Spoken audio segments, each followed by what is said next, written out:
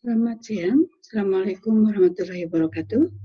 Kali ini saya Ali Sunarti, dosen Departemen Ilmu Keluarga dan Konsumen, Fakultas Ekologi Manusia, Institut Pertanian Bogor akan menyampaikan materi tentang perkembangan keluarga, yaitu bagaimana mengenali potensi krisis sepanjang kehidupan keluarga. Sesi kedua, kenali kerentanan dan potensi krisis keluarga dari pendekatan perkembangan keluarga. Nah, jadi saya akan meneruskan dua pendekatan lain di dalam mengenali kerentanan keluarga. Nah, yang kelima ini adalah kerentanan yang dapat diprediksi melalui siklus hidup keluarga. Jadi, ada 6 kerentanan yang bisa dikenali, bisa diprediksi, seharusnya bisa diprediksi sepanjang tahapan perkembangan keluarga. Jadi, melalui siklus hidup keluarga. Yang pertama adalah settling down in a community. Nanti saya akan uraikan satu persatu. Kedua, kepemilikan rumah. Ketiga, tekanan ekonomi keluarga atau tekanan finansial. Kemudian keempat, when wives work, ya, ketika istri bekerja. Kemudian yang kelima adalah peran pernikahan sepanjang keberlanjutannya dan konflik loyalitas dan beban rasa bersalah. Nah, mungkin nanti untuk penerapannya di dalam wabah pandemik ini kita bisa elaborasi pada saat tanya jawab. Saya akan mengelaborasi secara teorinya dulu gitu ya. Jadi untuk yang pertama ini adalah tentang keterikatan ya, satu keluarga di dalam komunitas. Biasanya berbeda-beda antar waktu, ya, terutama pada saat baru menikah, karena misalnya belum punya rumah yang menetap, maka keluarga itu sering pindah, sehingga kemudian tidak memiliki alasan untuk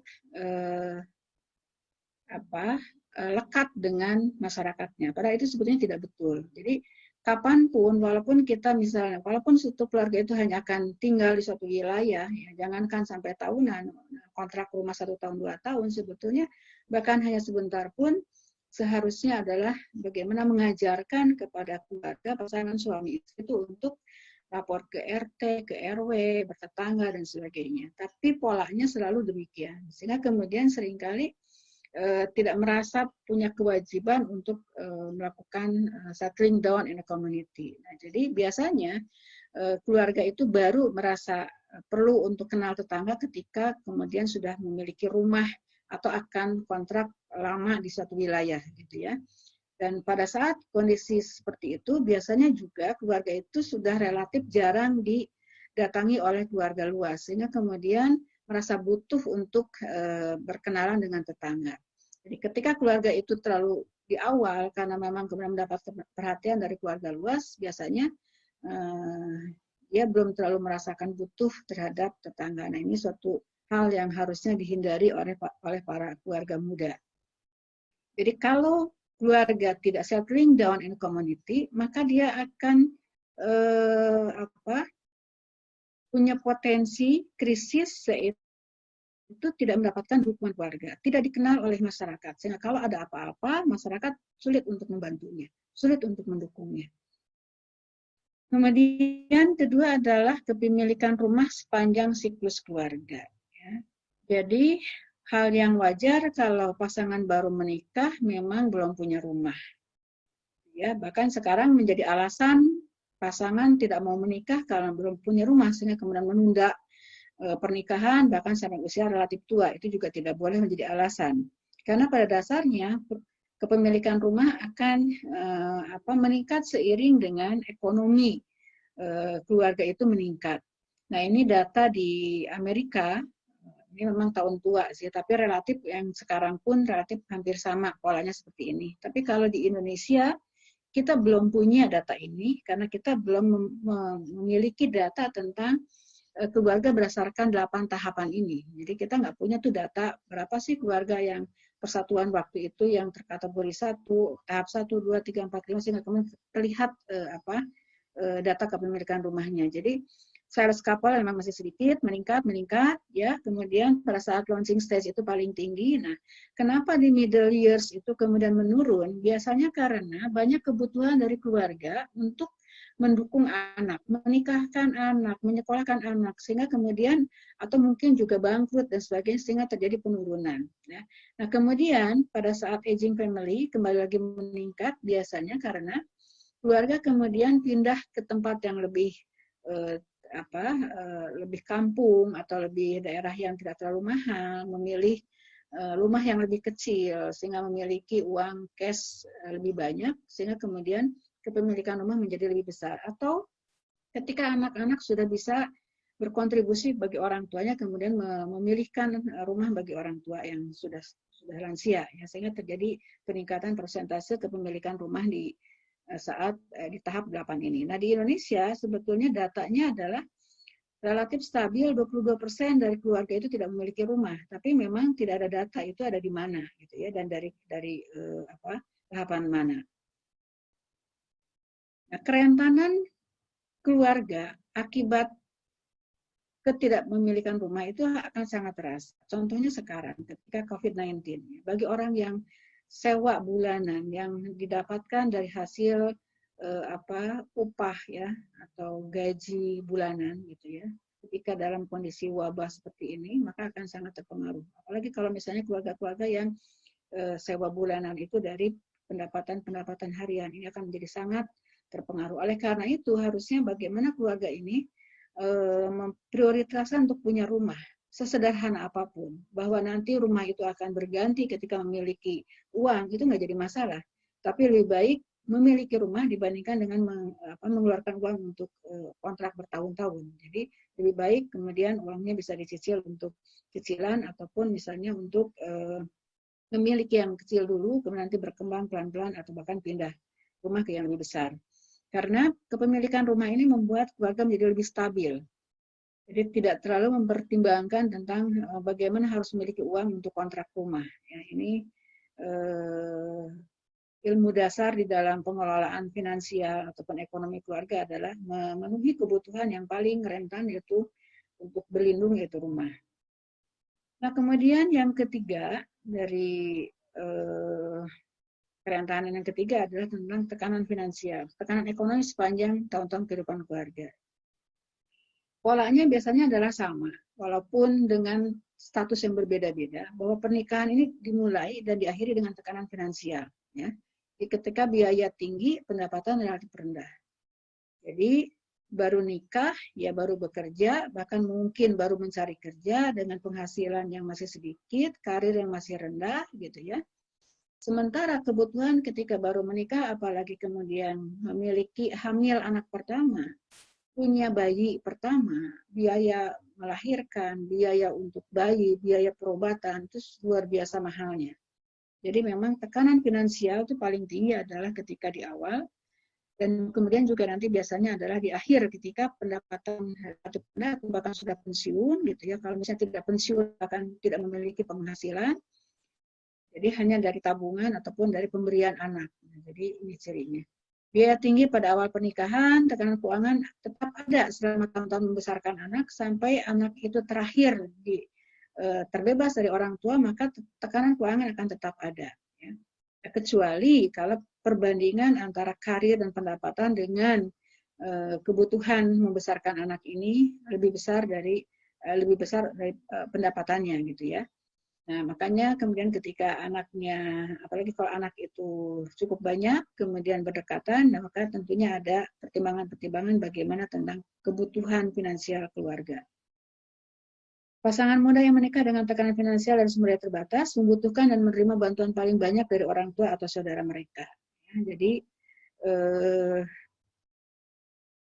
budaya Barat biasanya relatif lebih individualis gitu ya. Kemudian orang melepas ketika dianggap sudah mandiri, dan seseorang akan menikah ketika menganggap sudah mandiri. Tapi kalau di kita tidak, seringkali bahkan orang tua kemudian mendorong anak untuk menikah walaupun orang tua bersedia untuk mensupport sebagian dari kebutuhannya. Jadi berbagi itu menjadi bagian yang biasa dilakukan oleh keluarga antar keluarga di Indonesia ya. Jadi keluarga muda itu bahkan sekarang mungkin ya pasangan muda itu menikah di usia yang relatif menengah gitu ya, 25 tahun dan sebagainya, itu masih mencari jati diri kadang-kadang gitu ya, tapi kemudian menikah sehingga kemudian beban dari orang tuanya itu untuk mensupport masih cukup besar. Orang tua dari pasangan muda yang menikah cenderung berada di puncak kesejahteraan finansial mereka sebagai keluarga. Jadi kalau ada pasangan muda yang menikah dan orang tuanya juga masih dalam usia yang relatif muda, maka dia sebetulnya berada pada puncak finansial sehingga bisa mensupport itu. Dan dari persoalan ketika menikah di usia yang lebih tua, kemudian orang tua juga sudah tua, sehingga kemudian finansialnya juga tidak sebagus ketika di puncak karir. Nah, hasil-hasil penelitian menunjukkan bahwa ya tekanan finansial ini sangat berpengaruh terhadap banyak aspek kehidupan di dalam keluarga, terhadap pengasuhan, terhadap interaksi keluarga, ya, sehingga harus dipertimbangkan. Jadi kalau misalnya pendapatan lebih rendah dari pengeluaran, kemudian adanya hutang, kemudian sumber penghasilannya tidak stabil, itu tekanan ekonominya cenderung tinggi dan dia bisa berpengaruh terhadap pengasuhan bahkan. Jadi salah satu hasil penelitian bahwa tekanan ekonomi yang tinggi bisa berdampak terhadap harsh parenting atau pengasuhan yang kasar dari orang tua kepada anak, khususnya dari ibu kepada anak. Nah, yang keempat adalah kerentanan ketika istri bekerja. Jadi saya sangat apresiasi dengan Duval ini karena mengakomodir hal ini, ya, kemudian memberikan suatu kewaspadaan bagi keluarga yang memang suami istri bekerja atau memutuskan untuk bekerja. Nah, jadi ada kerentanan-kerentanan ketika istri bekerja. Pada banyak kasus istri bekerja memang karena kebutuhan penghasilan keluarga. Jadi untuk mengisi kesenjangan antara penghasilan suami dengan kebutuhan keluarga. Tapi kalau sekarang, ya istri bekerja bukan karena itu. Kadang-kadang juga karena memang aktualisasi diri dan karena sebagai hak untuk bekerja, gitu ya. Nah, inilah yang akan membedakan bahwa kapan istri bekerja karena kebutuhan, karena bahkan mungkin karena paksaan, walaupun sebetulnya tidak ingin, tapi karena memang butuh, sehingga kemudian bekerja. Atau karena memang untuk aktualisasi diri. Nah, kerentanannya akan berbeda-beda. Anak yang ditinggalkan ibunya bekerja, tapi karena paham ibu bekerja itu karena ingin membantu ayahnya, itu akan berbeda cara pandang anak dengan ketika ibunya bekerja padahal sebetulnya tidak harus bekerja, tidak bekerja pun tidak apa-apa. Hasil penelitian menunjukkan tingkat kenakalan anak atau tingkat penerimaan anak terhadap ibu bekerja itu berbeda pada kelompok ibu bekerja dari kelompok sosial status sosial menengah ke bawah dengan menengah ke atas. Itu hasil-hasil penelitian yang dirangkum dari berbagai penelitian yang cukup lama, ya, saya pikir puluhan penelitian itu mengkonfirmasi itu. Jadi anak itu menerima kok ibunya bekerja ketika dia tahu ibunya itu bekerja untuk dia. Tapi anak itu tidak menerima ibunya bekerja yang menurut pemikiran mereka ibunya tidak harus bekerja, toh ayah sudah cukup, gitu ya. Nah, sehingga kemudian bagaimana pola komunikasi antara orang tua dengan anak, alasan bekerja dan sebagainya harus dibahas secara bersama-sama. Jadi yang penting bagaimana supaya kerentanan akibat ini itu diprediksi. Bagaimana konflik kerja dengan keluarga itu tidak terjadi. Kalaupun konflik ya tidak besar. Dan kemudian bagaimana coping strategi untuk menghadapi konflik antara pekerjaan dengan keluarga. Loyalitas terhadap pekerja dan loyalitas terhadap keluarga.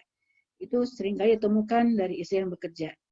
Nah, hasil penelitian menunjukkan bahwa pekerjaan itu ternyata lebih mengganggu keluarga dibandingkan sebaliknya. Jadi beban-beban pekerjaan justru lebih jauh mengganggu keluarga. Beban pekerjaan dibawa kepada keluarga, kemudian menjadi masalah keluarga. Tapi sangat jarang persoalan keluarga dibawa ke pekerjaan dan mengganggu pekerjaan. Berikutnya adalah peran perkawinan. Nah, jadi di dalam hal peran perkawinan, peran suami istri dalam pengambilan keputusan, ya, keputusan tentang jenis pekerjaan, tentang pembelian barang-barang, ya, share keputusan antara suami istri pada saat awal menikah, pertengahan, dan kemudian pada saat sudah tua, untuk keperluan-keperluan yang spesifik, untuk keperluan-keperluan yang umum, ini harus dibahas, ditetapkan bersama, sehingga kemudian saling menerima dan saling mendukung. Ya, jangan sampai kemudian ada kesalahan pengambilan keputusan yang dilakukan oleh salah satu suami atau istri, kemudian dipersalahkan karena merasa salah satu yang lainnya tidak terlibat, ya. Apalagi kalau itu menyangkut misalnya penggunaan dana yang cukup besar, gitu ya, tapi kemudian salah mengambil keputusan, maka telah salah mengambil keputusan, telah mengalami kerugian, dan kemudian dipersalahkan lagi. Nah, seringkali konflik bukan karena kerugiannya, tapi dipersalahkannya. Ini yang sering terjadi di dalam kasus-kasus konflik perkawinan atau suami istri, ya. Sehingga memang bagaimana share keputusan itu harus disepakati bersama. Nah, kemudian berikutnya adalah kebutuhan alokasi waktu untuk keluarga. Ya, di dalam perkawinan suami istri, bagaimana berbagi peran. Karena banyak waktu yang dibutuhkan untuk keluarga, misalnya berkaitan dengan banyak hal. Jadi di sini Duval menunjukkan ada 18 faktor penentu alokasi waktu keluarga. Sehingga mau nggak mau harus ada pembagian peran fungsi tugas antara suami dan istri karena perbedaan kebutuhan waktu perbedaan waktu yang dibutuhkan, ya, perbedaan waktu yang harus dialokasikan, dan ini sangat tergantung dari tahap perkembangan keluarga. Pada saat anak-anak masih kecil, apalagi masih bayi, begitu ya, tahap perkembangan 2, 3, 4, bahkan sampai remaja misalnya, maka kehadiran secara fisik 2, 3, 4 ini sangat dibutuhkan. Jadi alokasi waktu untuk keluarga ketika anak-anak masih kecil akan berbeda dengan ketika launching center. Jumlah anggota keluarga yang tinggal dalam rumah juga akan berbeda, jumlah dan usia anak juga berbeda, kebutuhan waktunya, kemudian harapan dan minat khusus dari anggota keluarga. Jadi kalau ada harapan, ada minat khusus dari anggota keluarga yang sangat beragam, maka alokasi waktu yang dikeluarkan oleh suami dan istri itu akan berbeda. Tanggung jawab yang dipikul ibu, ya, ibu rumah tangga dalam kaitannya dengan anggota lain, tugas yang dipikul ibu rumah tangga dalam kaitannya sekolah anak dan permintaan organisasi itu juga akan sangat menentukan alokasi waktu. Nah, yang lainnya adalah tingkat kompetensi yang diharapkan oleh ibu rumah tangga terhadap dirinya, ya, dalam kinerja berbagai pekerjaan rumah tangga yang dia lakukan. Jadi kompetensi yang diharapkan itu seperti apa? Kalau misalnya ada ibu yang mungkin ya easy going, ya, rumah berantakan sedikit juga nggak masalah. Tapi ada ibu yang mungkin menuntut selalu rapi, selalu bersih, selalu makanan di meja terhidang dengan dengan gaya yang style tertentu supaya kemudian makan menjadi terasa nilai kekeluargaan dan semacam rutinitas yang harus dijaga, itu akan berbeda-beda juga waktu yang dibutuhkan. Jadi mungkin ada yang orang yang dengan gampang ya sudah makan kalau lagi ada, ya kalau enggak ya beli, kemudian ada GoFood, GoSend dan sebagainya. Ini akan berbeda-beda orang alokasi waktu yang alokasi waktu di dalam pekerjaan rutin, ya. Kemudian juga keterampilan dan kemampuan manajemen rumah untuk merencanakan, mengelola, menjalankan pengelolaan itu sendiri, itu juga berbeda-beda. Kualifikasi jumlah orang yang membantu dalam pelaksanaan berbagai tugas rumah tangga. Jadi kalau misalnya di rumah ada anak yang sudah cukup besar, tapi juga bisa membantu hal-hal tertentu dan kemudian terpakai kualitasnya, jadi akan meringankan ibu, ya, meringankan ayah juga. Nah, atau mungkin pembantu juga atau asisten rumah tangga itu juga memiliki kualifikasi yang bisa terpakai sehingga mungkin bisa diberikan kebebasan dia untuk misalnya menentukan menu, bahkan belanja apa, itu akan meringankan. Nah, tapi kalau misalnya sangat sedikit bahkan tidak ada dan mungkin hanya satu-satunya si ibu yang harus mengurus rumah tangga, maka akan beda sekali. Nah, kerentanan akan muncul kalau ini tidak dikenali, kemudian bagaimana dikelola, ya. Jenis bantuan yang diberikan orang lain kepada ibu rumah tangga, ya, kemudian ketersediaan sumber daya darurat untuk pelayanan khusus dari waktu ke waktu, dan kemudian juga yang lain-lainnya ini sama saja ya dengan yang tadi, tapi lebih lebih spesifik terhadap standar kehidupan keluarga yang ingin dipertahankan. Baik, ya, ini juga termasuk nih contohnya misalnya jumlah dan efisiensi berbagai perangkat dan peralatan hemat tenaga kerja yang tersedia. Jadi kalau misalnya rumah yang telah menggunakan alat-alat dapur, untuk membersihkan rumah yang serba hemat tenaga manusia, itu akan sangat membantu. Lokasi rumah juga menentukan, ya.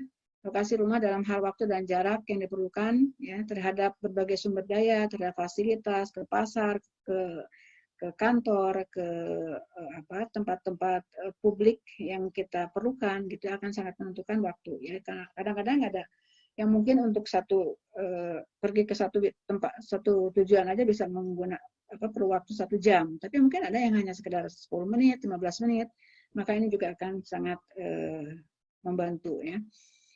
Nah, kemudian berikutnya adalah beban bersalah dan konflik kesetiaan.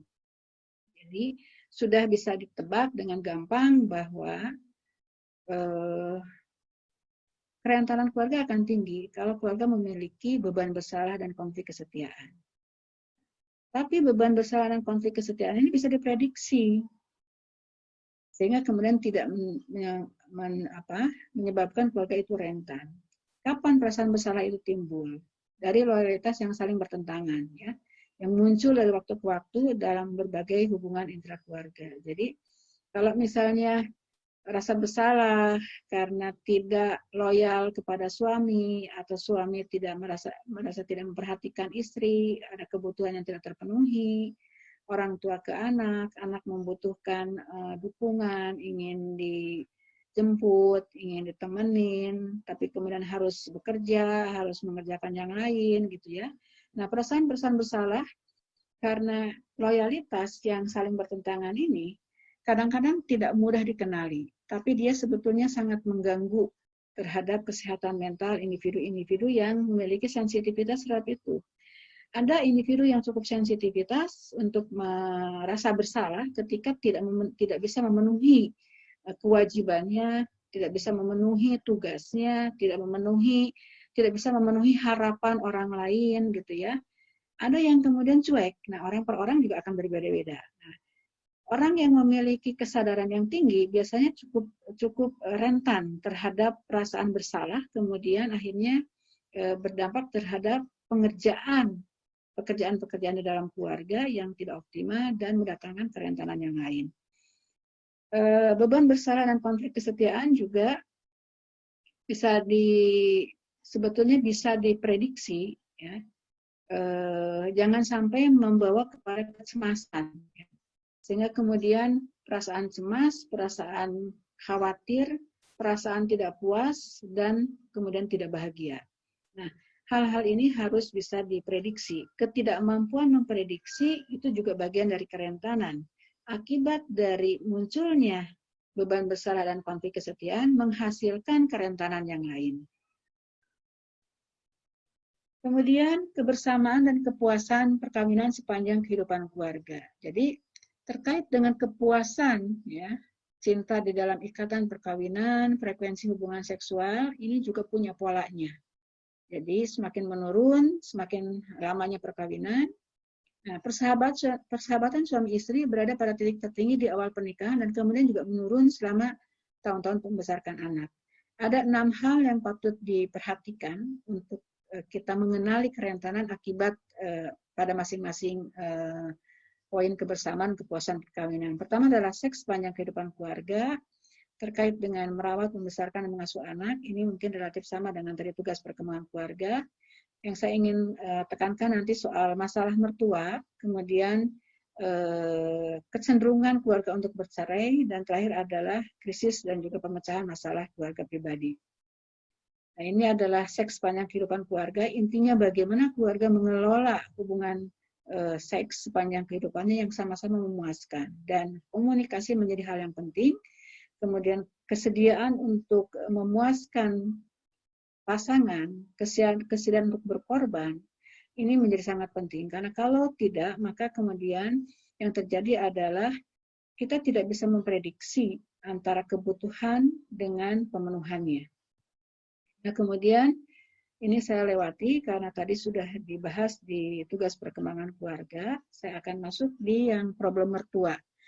Nah, ini hal yang sangat penting adalah bagaimana mengelola hubungan dengan mertua sehingga tidak menghasilkan masalah, dan mendatangkan permasalahan yang lebih besar. Jadi ketidakmampuan untuk membangun hubungan, ketidakmampuan untuk mempredik ya, persoalan yang bakal muncul dengan mertua karena perbedaan usia, perbedaan harapan dan sebagainya itu juga menjadi kerentanan. Nah, jadi pada dasarnya problem dengan mertua terutama adalah antara menantu perempuan dengan mertua perempuan itu seringkali terjadi di awal-awal pernikahan karena adanya konflik perhatian ya ataupun soal persoalan pemahaman satu sama lain tentang posisi masing-masing. Jadi menantu harus memahami mertua dalam usianya, dalam tahap perkembangannya tersendiri, punya harapan yang berbeda, yang punya harapan tertentu kepada anak dan menantunya. Sebaliknya, mertua juga harus memahami kepada anak dan menantunya yang baru menjalani mungkin baru menjalani kehidupan keluarga ataupun kalau sudah berjalan begitu ya. Bagaimana dia merasakan pengalaman dan pembelajaran dari perjalanan kehidupannya. Nah, jadi dari pola yang terjadi biasanya penentangan ataupun konflik itu terjadi di awal-awal karena soal penerimaan. Ada persoalan di sana, persoalan tentang adjustment antara kehidupan keluarga muda dengan keluarga besarnya. Nah, tapi seringkali dengan berjalannya waktu terjadi ada pelunakan, terutama kalau misalnya pasangan suami istri muda ini sudah memiliki anak, sehingga kemudian mertua menjadi nenek, maka itu akan menjadi pelunakan ya, dan kemudian bantuan-bantuan yang dirasakan itu akan memberikan kedekatan dan kemudian penghargaan satu sama lain. Nah, kerentanan akan muncul kalau tidak bisa mengelola dalam waktu yang lama, sehingga kemudian menyebabkan konflik yang berkepanjangan, kemudian konflik yang mungkin ditimbun ya oleh salah satu pasangan dan bisa muncul kemudian hari. Yang keempat adalah kecenderungan bercerai. Jadi keluarga harus mengenali kerentanan agar tidak terjadi perceraian. Perceraian itu adalah krisis, gitu ya, akibat dari konflik. Kemudian terjadi perceraian. Perceraian itu sendiri adalah krisis. Nah, hasil penelitian menunjukkan bahwa ada 3 faktor utama terkait perceraian: sosial budaya, faktor keluarga, dan faktor personal. Nah, jadi di awal di sini dijelaskan bahwa contohnya pria yang menikah di usia remaja lebih rentan bercerai daripada yang lain. Ya. Perceraian juga lebih sering terjadi selama tahun-tahun awal pernikahan. Nah, kalau faktor sosial budaya dari ras, status sosial, ekonomi, misalnya ketik ini, pendidikan, pekerjaan, maka perceraian lebih sering atau lebih banyak terjadi kalau di Amerika ini di kalangan negro. Nah, di Indonesia kita belum punya penelitian tentang perceraian yang menyeluruh, yang holistik, yang komprehensif gitu ya. Lebih banyak di kalangan status sosial ekonomi rendah, di kalangan kurang terdidik, di kalangan pekerja terampil, itu lebih banyak. Nah, kemudian dari segi agama, kepercayaan, lokasi urban ataupun rural gitu ya, maka perceraian lebih banyak terjadi di kalangan orang dengan akar agama yang lemah. Ya, ini saya pikir bisa dipahami gitu ya. Kalau orang menikah karena alasan agama untuk ibadah, tentunya akan bertahan kalaupun ada masalah. Tapi kalau bukan karena alasan agama, maka gampang saja untuk bisa bercerai. Kemudian di kalangan dengan kombinasi kepercayaan, campur aduk kepercayaannya dengan latar belakang kota. Kemudian kalau di Amerika ini di wilayah barat dan selatan, dan kalau dihubungkan dengan hukum yang terjadi di negara-negara bagian wilayah barat dan selatan ini memang cenderung longgar dibandingkan dengan yang lainnya. Jadi ada hasil penelitian bahwa negara bagian dengan hukum perceraian yang strict itu ternyata angka perceraian jadi rendah. Jadi orang mikir dulu untuk bercerai.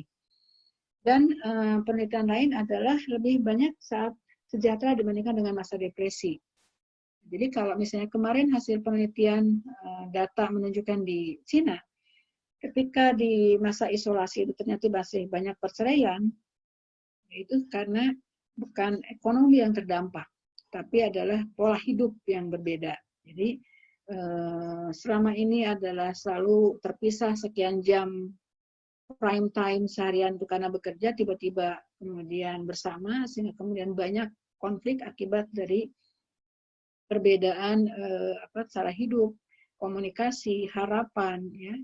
Nah, itu yang membedakan di Indonesia. Mudah-mudahan tidak terjadi demikian. Biasanya kalau dalam kondisi konflik, keluarga itu harusnya semakin memiliki ikatan untuk bagaimana menghadapi masalah secara bersama-sama.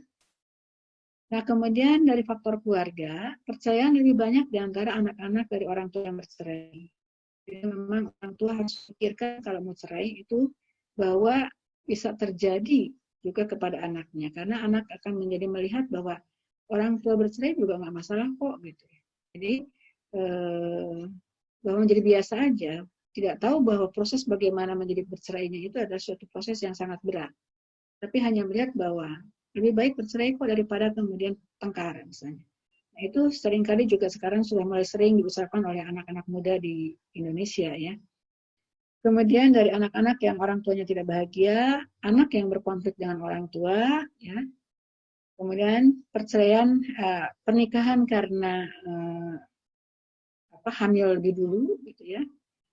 Kemudian pernikahan yang tanpa anak dibandingkan dengan yang punya anak. Nah, punya anak mungkin akan berpikir kembali, gitu ya. Dan kemudian perceraian pada pengantin yang sudah hamil.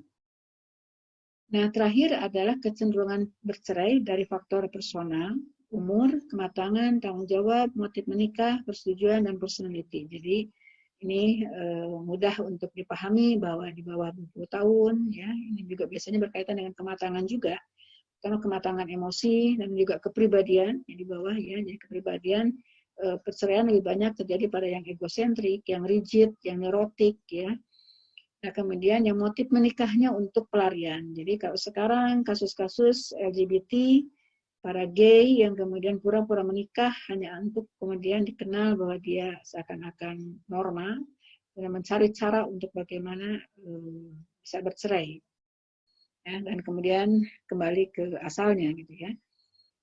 Nah, kemudian dari tanggung jawab lebih banyak di antara orang yang tidak mempersiapkan perkawinan. Jadi persiapan perkawinan itu penting, tapi juga tidak boleh berlebihan sehingga kemudian menjadi menakutkan perkawinan itu. Di perkawinan juga harus dimudahkan, tapi tentunya harus juga dipersiapkan sedemikian rupa. Nah, ini penyelesaian masalah antara personal dan keluarga, ya, antara kebutuhan individu, persoalan individu punya tujuan, punya misi-visi sendiri kadang-kadang dengan visi misi tujuan keluarga, atau dengan keterbatasan personal dengan harapan keluarga, gitu ya. Keterbatasan keluarga dengan harapan personal. Nah, jadi keluarga yang kuat itu bukannya tanpa masalah, tapi bagaimana menggunakan sumber dayanya untuk mengatasi badai yang menyerang keluarga dari waktu ke waktu. Nah, ini sebetulnya harusnya bisa diprediksi. Jadi, kerentanan adalah karena ketidakmampuan memprediksi. Nah, bagaimana bisa memprediksi kalau bahkan tidak tahu, ya, bahwa keluarga itu harus begini, harus begitu, harus mengelola sumber daya. Jadi kerentanan itu bertingkat-tingkat, gitu ya. Kerentanan akibat dari kerentanan yang awal diakibatkan oleh lagi kerentanan yang laten. Nah, pasangan menikah yang terus memikul tanggung jawab untuk mencapai tugas perkembangan mereka di setiap tahap siklus kehidupan keluarga, menghindari banyak kesulitan, bahaya, dan krisis yang mengancam banyak keluarga lain. Jadi pasangan terus-menerus memikul ini, sehingga kemudian bagaimana caranya agar bisa melakukan sebaik-baiknya. Ada 9 faktor penyesuaian keluarga yang baik. Jadi good adjustment bagi keluarga. Pertama adalah, ini yang sangat menarik, adalah filosofi hidup non-materialistik. Jadi banyak persoalan-persoalan diakibatkan karena filosofi hidup yang materialistik. Nah, jadi bagaimana sebetulnya kemampuan keluarga untuk menyeimbangkan antara materialistik dengan non-materialistik, tapi sebetulnya bahkan filosofi non-materialistik itu melandasi. Ya. Jadi kemudian berkembangnya konsep menjadi orang tua. ini adalah kemampuan di dalam menyelesaikan persoalan personal dan keluarga. Pembagian tugas dibagi antara suami istri.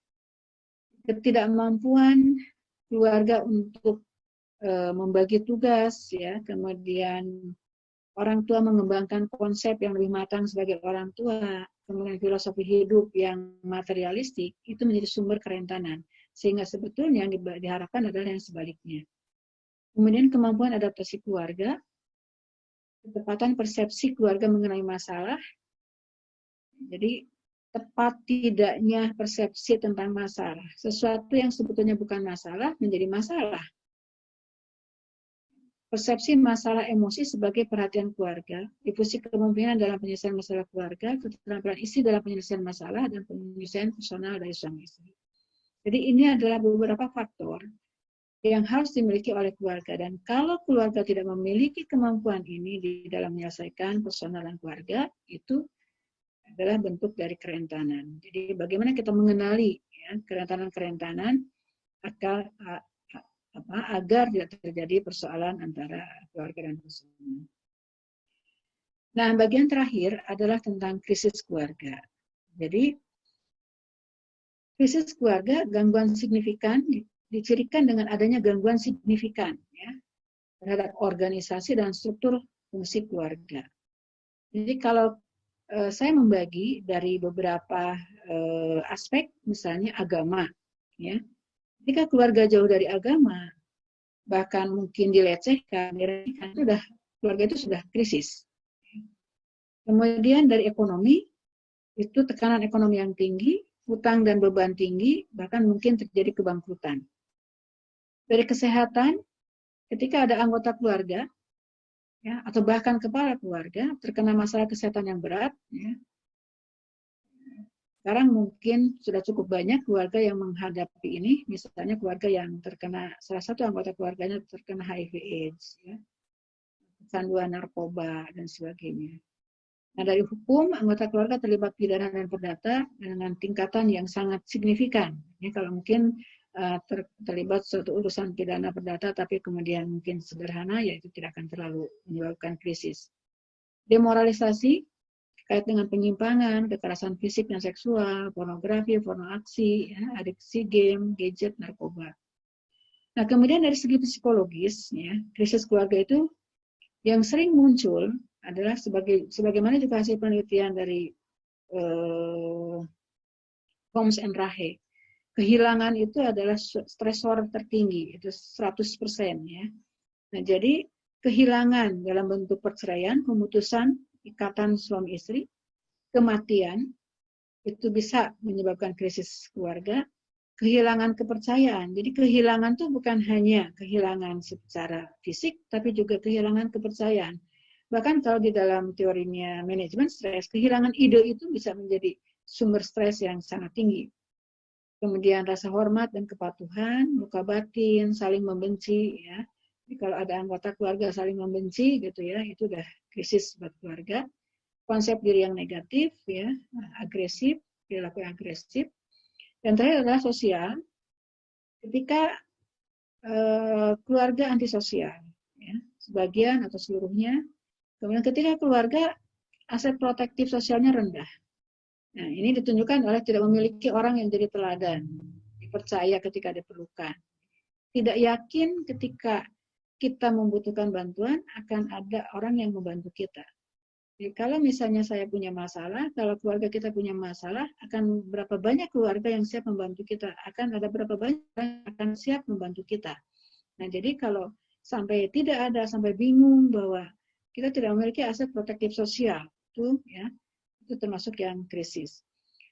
Nah, 2 slide terakhir, saya ingin menunjukkan potensi krisis menurut tahap perkembangan keluarga dari setiap tahapan. Dan biasanya ketika di tahap potensi krisis itu tidak dicegah, ya, muncul krisis, maka berpengaruh terhadap krisis-krisis lainnya di tahap berikutnya. Pada saat baru menikah, potensi krisisnya ketika keluarga tidak mampu membangun hubungan perkawinan yang saling memuaskan. Tidak mampu menyesuaikan kehamilan. Ya, kadang-kadang mungkin hamil senang di awal, berikutnya kemudian kecewa, merasa terjebak, dan sebagainya. Ya. atau mungkin harapan-harapan yang tidak terpenuhi dan sebagainya. Kemudian kecocokan dengan kerabat, dengan mertua, dengan keluarga besar dan sebagainya. Itu di baru menikah. Jadi kalau keluarga tidak mampu mengenali ini, tidak mampu menangani ini, maka potensi krisis menjadi sangat besar dan bisa berwujud menjadi krisis. Jadi pada saat tahap kedua, kelahiran bayi pertama, ini adalah penyesuaian kelahiran bayi. Ya, sekarang ini semakin banyak dilaporkan ibu-ibu yang mengalami baby blues, padahal dulu jarang sekali. Ya. Jadi ada persoalan tentang bagaimana penerimaan terhadap bayi, ketidakyakinan bisa menangani bayi, ya, stres ketika bayi nangis, nggak tahu bagaimana caranya, tidak ada dukungan sosial dan sebagainya. Kemudian pemenuhan tugas perkembangan bayi dan kepuasan rumah bagi orang tua dan bayi. Ini potensi krisis di tahap kedua. Di tahap ketiga, di keluarga dengan anak prasekolah, potensi krisisnya adalah terkait adaptasi dengan kebutuhan kritis dan minat anak prasekolah. Jadi pada tahap ini tugas perkembangan keluarga adalah bagaimana menyiapkan kesiapan anak untuk sekolah. Jadi kalau keluarga tidak mampu menyiapkan itu, maka dia masuk kepada potensi krisis.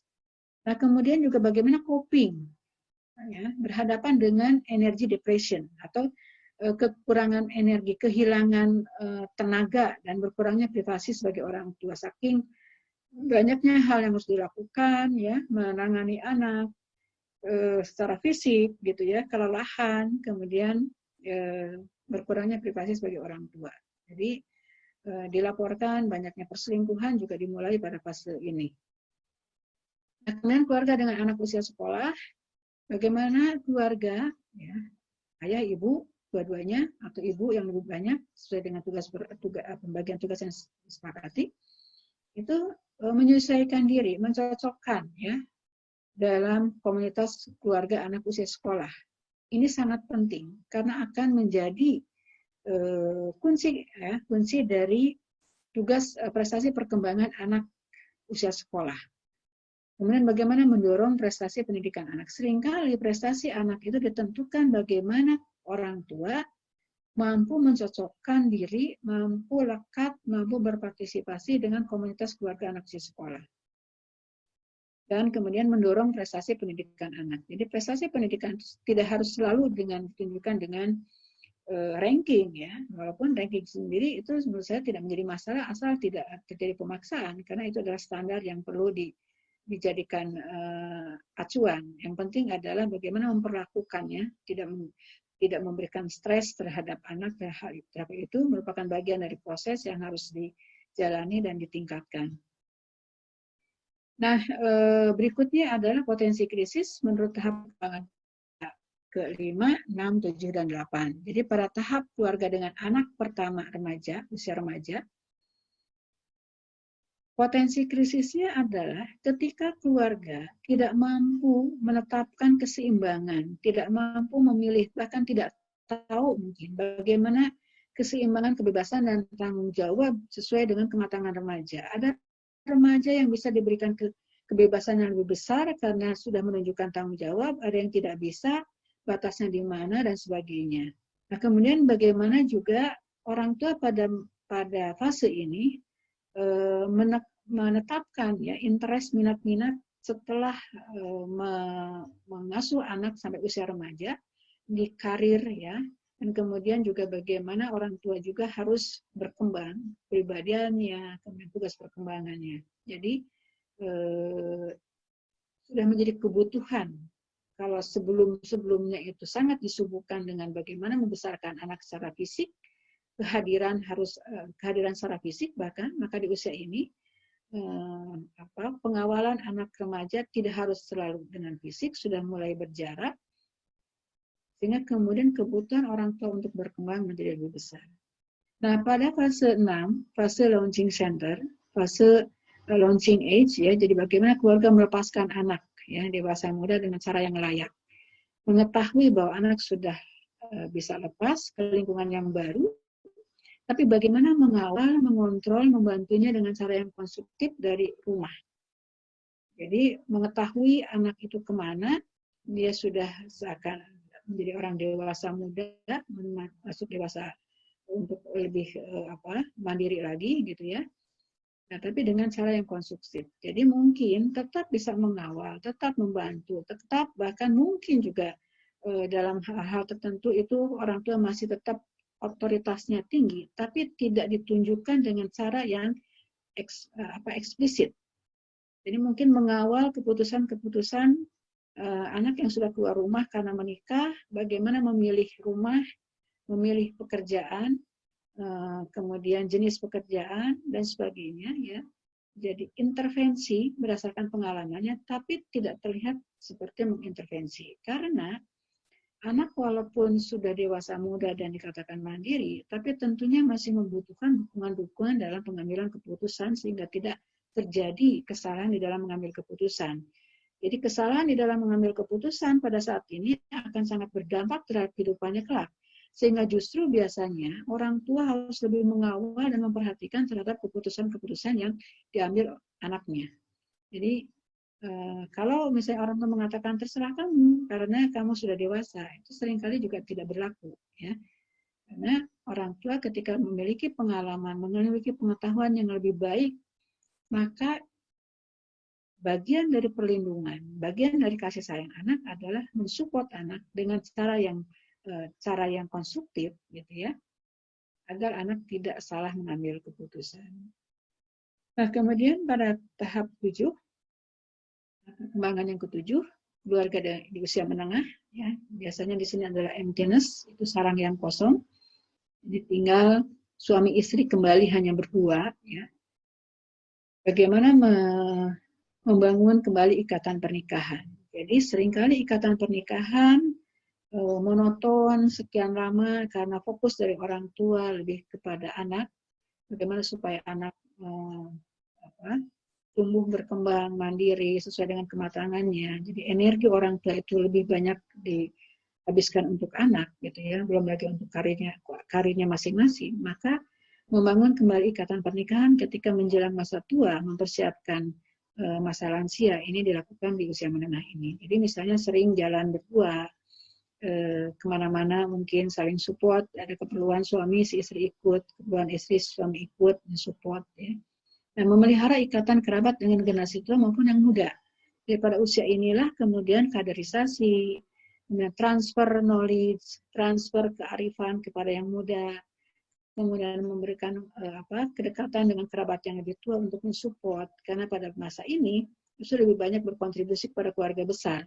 Seringkali pada posisi ini itu dituakan dan dijadikan sebagai leader, ya. Tapi tetap harus membina hubungan dengan kerabat yang lebih tua sebagai bagian dari sopan santun dan sebagainya, dan kemudian mulai melakukan hubungan interaksi yang baik, ikatan yang baik dengan yang muda, sehingga kemudian nilai-nilai, kemudian pandangan hidup, kemudian pengalaman-pengalaman itu diturunkan, jadi ada transfer. Nah, kemudian terakhir adalah masa lansia, ya. Jadi masa akhir kehidupan sebelum dua-duanya meninggal, begitu ya. Nah, apa potensi krisis pada fase ini? Kalau pasangan itu dikasih umur panjang, dua-duanya hidup pada masa ini, nah, jadi bagaimana penyesuaian dari pensiun kalau dia adalah pegawai, atau bagaimana dia mengelola ekonominya yang sudah sangat terbatas untuk tetap bisa mandiri, tidak mengharapkan. Jadi kalau anak-anak mau membantu ya tentunya menggembirakan, tapi tidak mengharapkan, tidak membebani, gitu ya. Nah, penyesuaian terhadap penuaan sehingga mungkin tidak lagi kuat jalan jauh, sudah mulai banyak penyakit yang dirasakan, ya, tidak lagi sebugar dulu dan sebagainya. Dan bagi yang sudah mungkin kehilangan pasangan, jadi bagaimana menghadapi duka hidup sendiri. Jadi harus menyiapkan. Nah, ini prediksi potensi krisis yang sebetulnya bisa diprediksi sehingga bisa disiapkan sejak awal. Kalau sudah disiapkan, maka kemungkinan di dalam penyelesaiannya akan jauh lebih mudah. Ya. Nah, ini adalah beberapa potensi krisis berdasarkan tahap perkembangan keluarga yang perlu dikenali oleh setiap keluarga agar setiap kehidupan keluarga setiap saat itu sejahtera, membahagiakan, memuaskan, ya, dan berkualitas. Nah, demikian penyampaian materi dari saya untuk sesi kedua. Terima kasih. Assalamualaikum warahmatullahi wabarakatuh.